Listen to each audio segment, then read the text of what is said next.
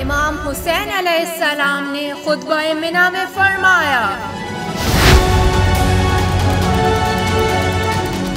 हर शहर में उनका एक माहिर खतीब मिंबर पर बैठा है। जमीन में उनके लिए कोई रोक टोक नहीं है और उनके हाथ खुले हुए हैं, यानी जो चाहते हैं कर गुजरते हैं। अवाम उनके गुलाम बन गए हैं और अपने दिफा से आजिज हैं।